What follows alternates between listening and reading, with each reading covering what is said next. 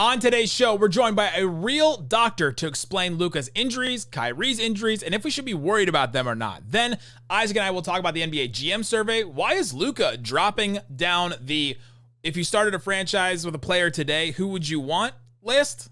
Talk about that and more on today's Locked On Mavs. I'm Luka Doncic, and this is Locked On Mavericks. Mavericks, NBA champions. Bang! Bang! It's good! And the Mavericks have won the game!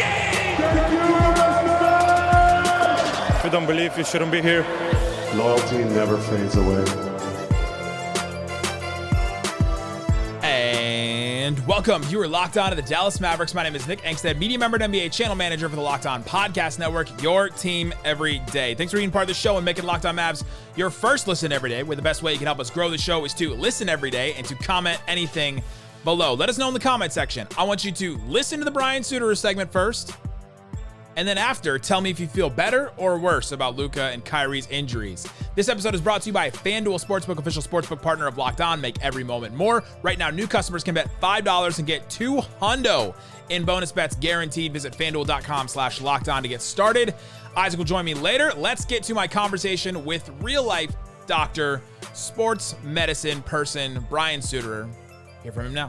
All right, welcome in our own Twitter doctor, an actual one, Brian Sutterer from the excellent Brian Sutterer MD YouTube channel. You should go follow it if you want to know anything more about injuries and sports and all that. He has everything covered, not just NBA, but a lot of fighting and MMA. He does football, all kinds of stuff. So go check it out. All right, Brian, we only bring you on when things are going great with the Dallas Mavericks. Right. Now we have this. Nobody ever wants to talk to me when things are going well. Yeah. Brian, let's talk about the Mavs' excellent offense that they've had recently. Yeah, that's right. Let's do it. Luka has had this thigh strain. It happened back in March, and they just called it a thigh strain. It kind of lingered throughout the rest of the season. He was in and out. And then I thought, okay, well, he just a thigh strain. He still kind of played the last couple of games, even though they tanked. And then they went to the offseason. They had a bunch of time off. He hadn't played from April till about August. And then he was still working out and all that. He looked like he was in great shape. Then they go to the FIBA World Cup, and it seems like it was like messing with him again. And now he's out with a calf strain that is now, I guess, added on to that. So talk to us about what a thigh strain is. How has it lasted this long? And then the calf strain on top of that now added to it. So I think, just to start off, what is the thigh strain? So when we think of the difference between like a strain and a contusion, those are kind of the two injuries we think of that affect a muscle. A contusion is just a bruise, right? You get kneed in the thigh, there's bleeding, the actual muscle fibers themselves tear, and inside those muscle fibers, there's little capillary blood vessels. And so you get a bruise, which is a collection of blood inside the muscle. And depending on how extensive that bruise is, influences how quickly someone returns. A strain is the same sort of damage to the muscle, just in a different way. So in a strain, the muscle fibers themselves actually tear. And I think it's always tough with some of these. And I was thinking about this morning when you kind of asked me to come on, that I feel like Luka is not quite in the same camp as somebody like Anthony Davis, right? Who there always kind of seems to be something, right? Like we see him grab at his ankle. We see him kind of grab at his knee. Ben thinks funny. There's kind of a lot of these instances I know where I'm almost quick to like rush to make a video because something happens with Luka, and then he's like, he's totally fine 5-10 minutes later. I have a medical term for these that I've established recently. They're called Luka boo-boos, where he like Luka boo-boos. Yeah. There's something in a game where he like holds his elbow or something, like, oh my God, is he okay? And then he just plays the rest of the game, scores 30, and it's fine. Yeah. And so I think when it comes to this, what's going on with this thigh strain, if we accept that, okay, I think there's two possibilities. One is that there truly is some injury that he's dealing with, like on a structural pathologic level, there's something actually damaged in his tissue. And scenario two is that this is just kind of Luka being Luka, in terms of there's a little bit of tightness that he experiences from time to time, and he's just more sensitive and more aware of these aches and pains that a player is naturally going to feel as they go through different levels of conditioning and ramp up, et cetera. I think the former scenario there, where there's actually some true pathologic damage, is probably less likely, to be honest, just because even the most severe muscle strains, if we talk about a grade 3, big, massive tear in the muscle, even something like that should heal within a matter of a couple of months. And that's not something that a team is going to let him continue to train and play through and just be like, it's no big deal. Play in the World Cup with this big, massive tear in your muscle. And it's also not something that he would functionally be able, even when he looks a little bit limited, functionally be able to perform at a decent level. And so I think, is it possible that he's just got this really low level strain that he keeps kind of re-aggravating, almost like picking at a hangnail where you never really let it completely recover? I think that's possible, but I think Mavs fans should not be particularly concerned, because if there was some true significant big tissue pathology, I can't imagine they would be letting him try and play through it. I mean, these teams are going to be extremely protective. We heard about this with his calf, right? Where his calf feels a little bit tight in shoot around or in practice. And so the team says, nope, sorry, you can't play in this hugely important game to you against Real Madrid. So I think as particular as teams are with how much they monitor this stuff, I can't imagine he's got some actual big major muscle injury that he's just continuing to play through. So to me, I think this is probably more a matter of Luka kind of being Luka with what we're hearing reports of versus what's actually going on in the tissue of his muscle. Well, we've got this new rest rule too, where I think teams are going to come up with these types of injuries more like, hey, he has this thigh strain. Like it's not rest, and all that. So that's something. Well, what about the calf strain on top of that? Do you think, again, that's just another thing that he aggravated because of a thigh strain, or you think it's just them using another term for?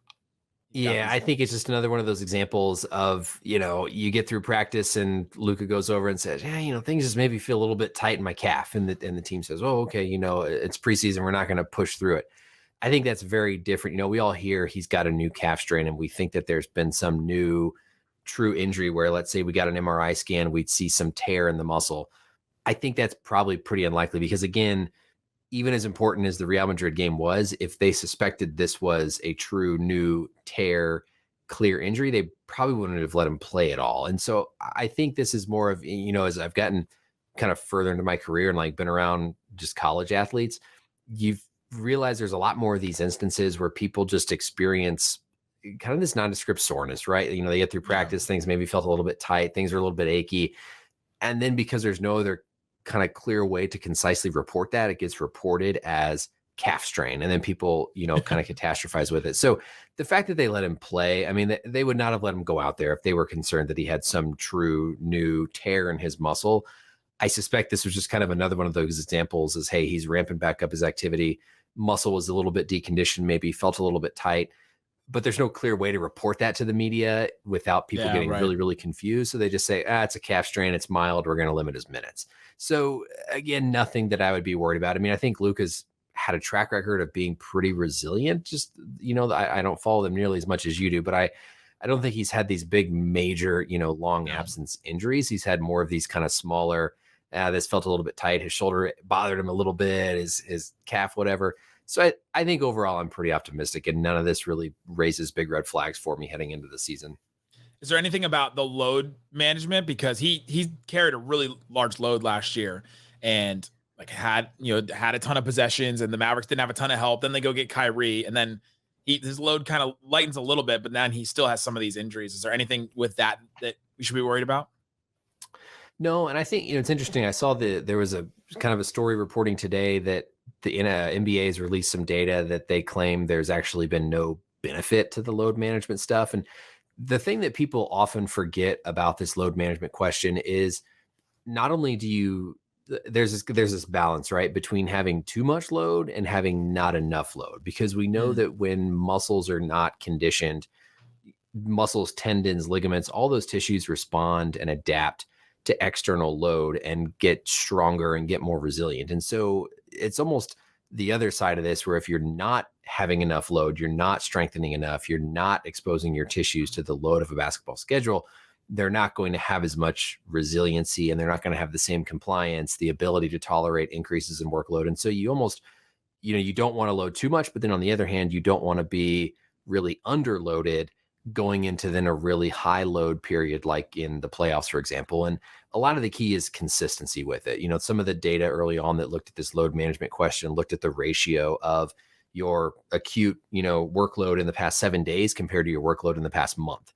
And often when we saw injury risk, it was whenever there was a huge spike where your short kind of 7-day workload shot up relative to what you were doing in the past month. And so it's important to not be loading tissue too much, but it's also important to be loading it enough. And I think that's where a lot of these early season injuries come into play in terms of these early kind of soft tissue things. Maybe that's what's explaining some of this with the calf, is that the tissues aren't actually conditioned. They haven't actually had time to adapt to the load of an NBA schedule. And that kind of has to be built up as the season progresses. So it's interesting to me. I think, I'd like to see what that data is that the NBA is collecting. I'd be curious, maybe Jeff Stotts could share some of that. He might know some sense of what's going on with the load management part. But I think it's important to remember we don't want to rest people too much, because if you rest too much, you're going to be almost just as much risk whenever it comes time to really play a lot. Yeah, that's the Clippers story of the last couple of years. It seems like we've learned from them. Exactly. Yeah, you almost need Kawhi to be out there more and need Paul George to be out there more to be able to kind of adapt to that load and tolerate the load when it comes time to really be out there for those extended minutes. Last thing I'll throw at you is Kyrie had groin soreness, kept him out of the second preseason game, and then kept him out of the third one against Real Madrid. And I didn't really think much of it because soreness is not a strain or like anything more serious. But Mark Stein reported that the groin soreness did not get better from sitting out game 2 to sitting out game 3. And I'm curious if you had any thoughts on that and recovery from. Yeah, the trend is a little bit, not concerning in the sense of missing big time, but when we're dealing with more of these, kind of aches, discomfort, soreness types of things, you typically would expect those to be improving after a couple of days of rest or a couple of periods off. I think, again, in the preseason, teams are going to notoriously be way, way more cautious with this type of stuff.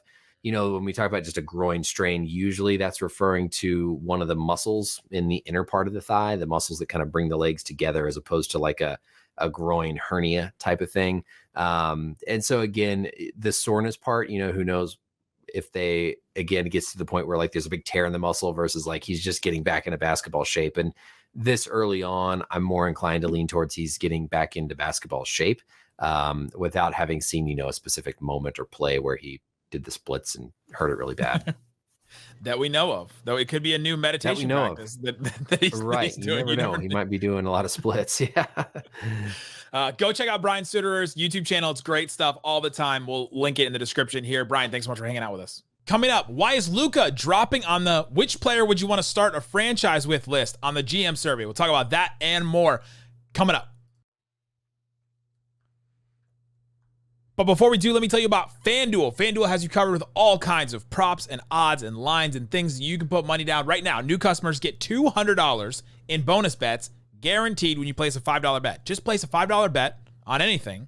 Then they'll give you $200 to put down on anything else that you want to put down. They've got tons of NBA stuff. You can do conference. You can do awards. Luka has been dropping on the MVP odds as far as the NBA GM survey. But for the player awards, for FanDuel, he's still plus 555. So if you want to put down $100 and Luka wins MVP, you could win $550 at the end of the season. Just like that. Quadruple your money on FanDuel. Tons of good stuff on there. Again, put down $5. You can win. You can get $200 guaranteed in bonus bets. FanDuel.com/lockedon. Check it out today. Again, FanDuel.com/lockedon.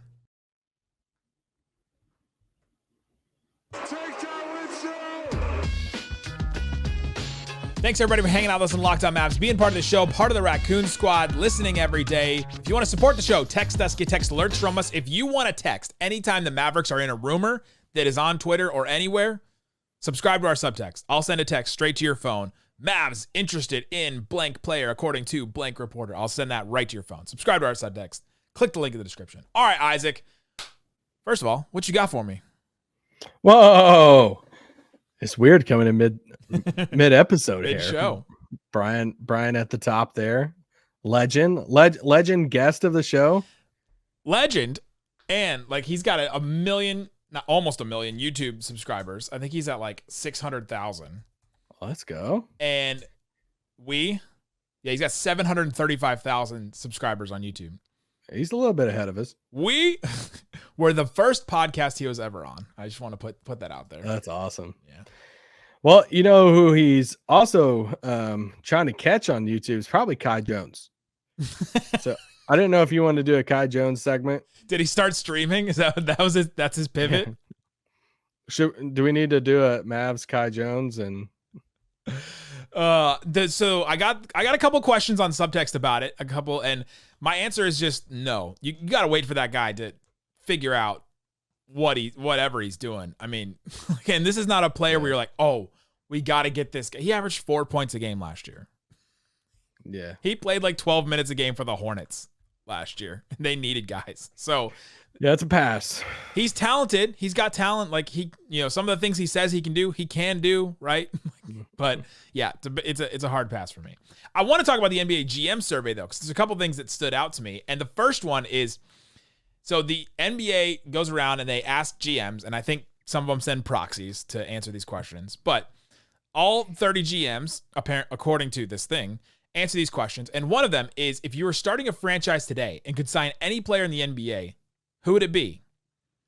Jokic was number 1 at 33%. Victor Wembanyama was second at 23%. Giannis was at 13%. Luka, 10%. Anthony Edwards, 7%. 7% is like 2 votes. 10% is like 3 votes. So 3 GMs apparently would still want to start with Luka over anybody else. The thing that stood out to me though, so this year he came in 4th he just got 3 votes, 10%. The year before, he was second with 45%, so almost half of the GMs. So like, what is that, like 14% or 14 votes? The year before that, he was number 1. He got 43%, and Giannis got 40, and then there was more split underneath it. And then the year before that, he was tied number 1 with Giannis at 43%. So Luka was like 1 or 2, or a ton of votes, almost 14, 15 votes. So between the last 3 years and this year, like 10 or 11 GMs changed their mind on Luka. Why? Well, I think it's a combo of things. I think one, you got to look at the name that jumped him, Victor Wembanyama, who's Jokic. But with Victor in the league, he's brand new. He's a rookie. He's, the most touted prospect we've had, and I don't know, since LeBron, really. Yeah, and so, I kind of get that of just on the premise of, hey, he's 5 years younger and he's 7 foot and can do all these things, and you're betting on that. So I get that plays into it, but also, you got to look at the past year, right? The Mavericks didn't do what they thought that they would do. Luka's conditioning thing was a question at the beginning of the season again. I think the referee stuff, especially if a lot of these GMs, which I'm assuming they did, watch the World Cup, that was a talking point coming out of the World Cup again, so that talking point just never left this season. He got a lot of texts again. So I kind of see it. Once again, he's still 4th on the list, and the 3 names above him is Giannis and Jokic, who've been in the league. And then Victor. I think it's pretty crazy that all 4 of those guys are international guys.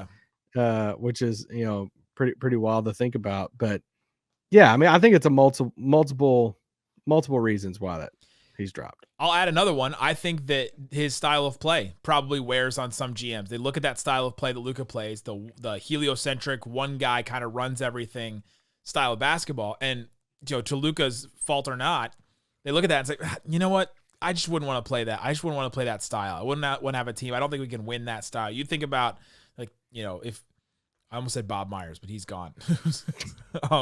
Who took over for him? Dunleavy. Mike Dunleavy or the Warriors looks at that and goes, you know what? I wouldn't want to start with that. I'd rather play the style of basketball that we're playing here with the Warriors, or another team. Look at that style. And so I wonder how much that's part of it too.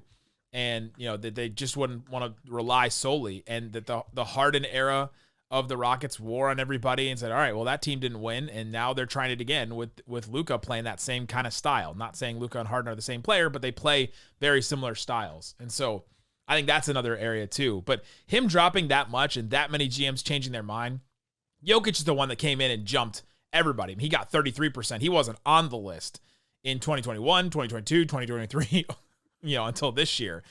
Jokic really stepping up as, all right, everybody accepts he's the best player in the NBA, and just sign him because he comes in and he becomes your system too. There's very few players that can come in and become your system like that. Curry can, Luka can, Jokic can, and so, but that kind of style of Jokic is more appealing to teams too.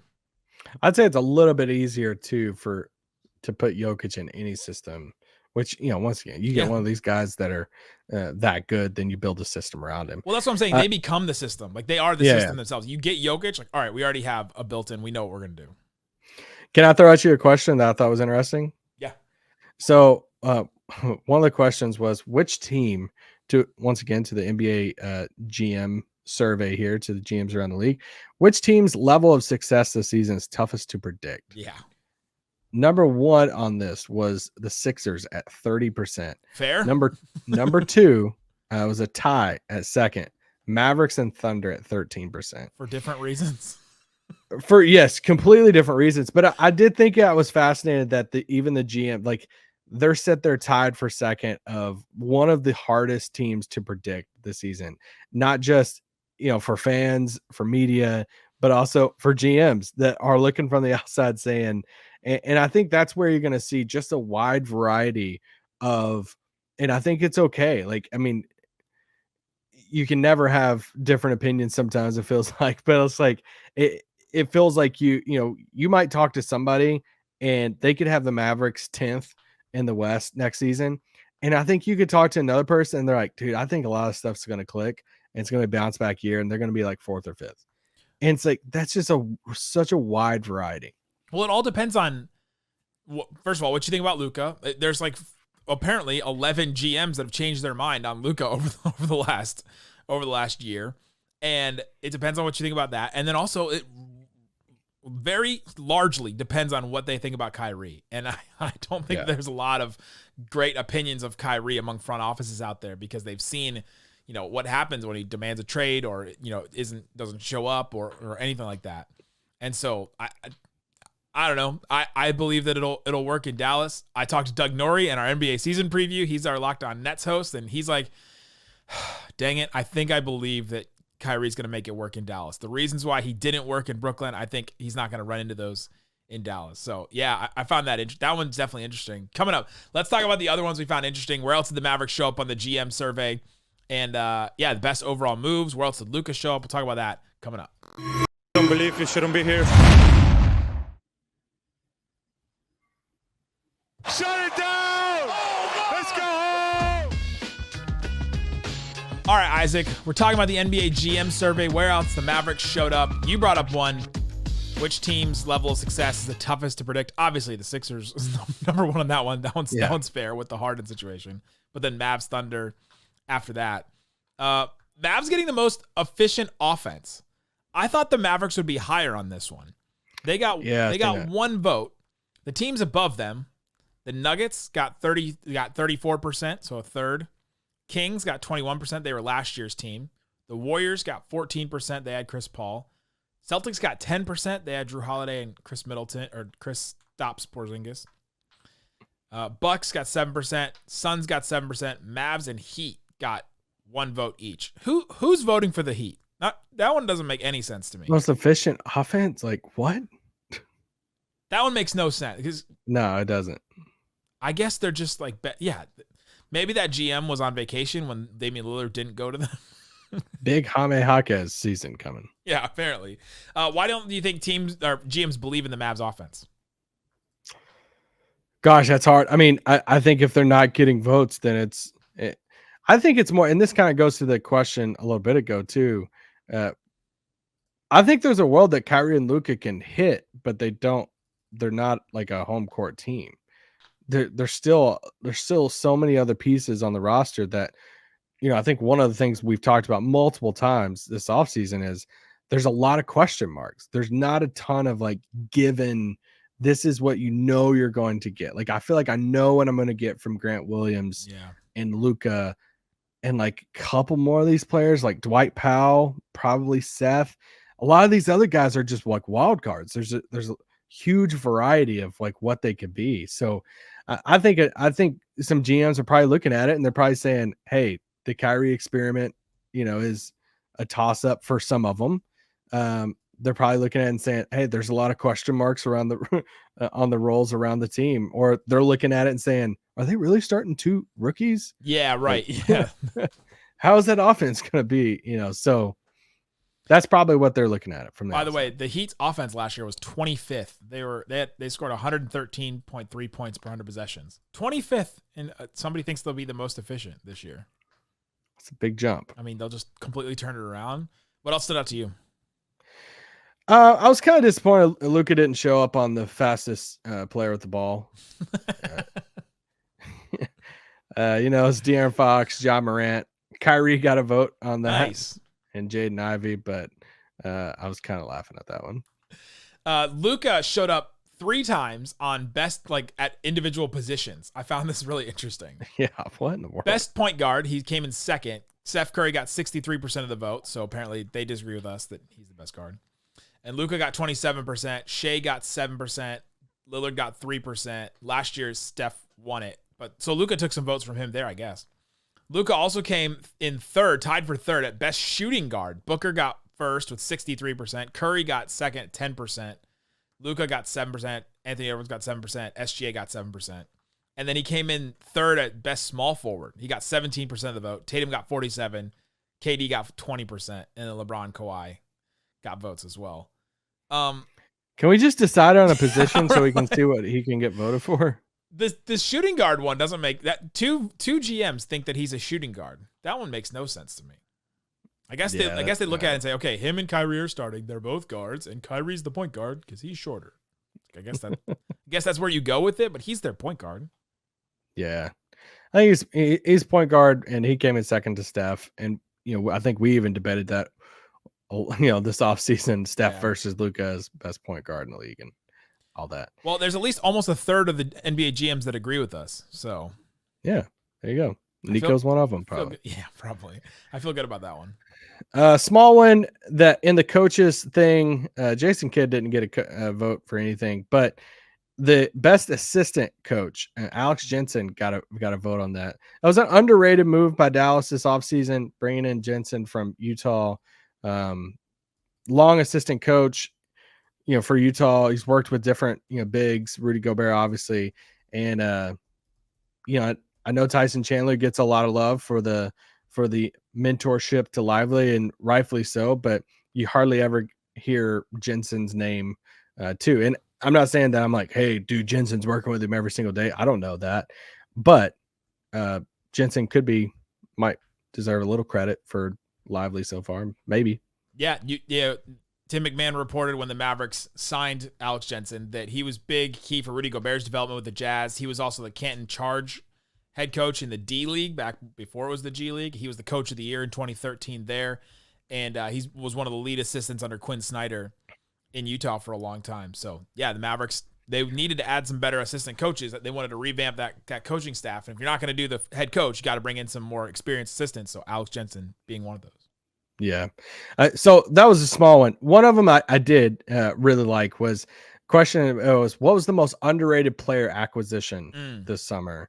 And the GMs voted Marcus Smart to Memphis, number 1, but just 17%. So it wasn't like a runaway. But number 2 on that was a clear number 2, Grant Williams at 14%. After that was Dylan Brooks, Bruce Brown to Indiana, Nurkic to Phoenix, Max Strus to Cleveland. It says underrated, right? Not underhanded, like the uppercut. That's not Dylan the villain. 5 minutes into his first game in preseason. I'm like, what villain are you?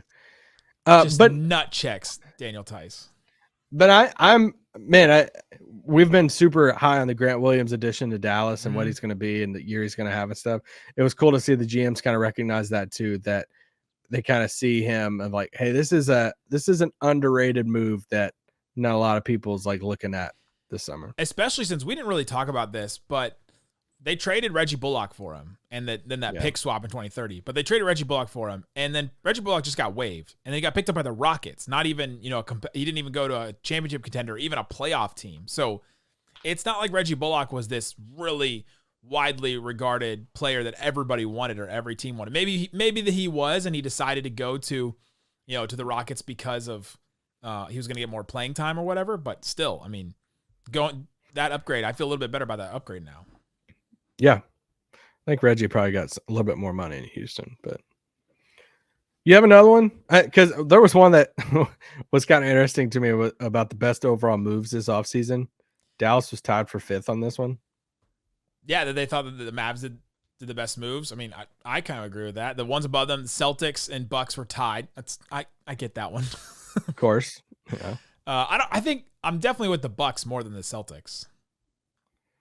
The Celtics, to me, in the aggregate, I don't know how much better they really got, but I guess they will. Oh, I think they definitely got better. Like, if they're all healthy, I know it's a big if, but like, if they're healthy, I mean, I think they got the best 6 and like. Yeah, I still need to see how Porzingis fits with everybody. Drew's just a perfect fit for him. For sure. No, the upgrade from Marcus Smart to Drew Holiday is real. Yeah. And yeah. But depth is a question. How much is the NBA really wanting a Boston Phoenix finals? Tatum, Durant, Jaylen Brown, Booker. It's pretty good. Holiday, Beal. Like, this is maybe a Locked On NBA segment I should do, but which matchup does the NBA want the most? Yeah. Actually, they'll want the Lakers in there, but yeah, I was gonna say Lakers probably won. Warriors still up there. It's still true. Yep. Which team will be the most improved in 2023-24? Thunder came in at number 1 with 30%. Rockets 23%. And the Mavs tied with the Pistons and Magic at 10%. So there's at least 3 GMs think they'll be the most improved. I hope that those 3 GMs are right. Yes, I would love that. Did any of the other voting for some of the players, even like non-Luka stuff, surprise you? I wasn't too shocked. I always like looking at the best international player, not in the NBA. That's been Victor for a while, but now it's Mirotic. Mirotic left the NBA. I like seeing the assistant coach one. We already talked about that. Like, kind of who's the next? It's going to be Jordi Fernandez. He was Canada's coach in the World Cup and kind of ran away with that one.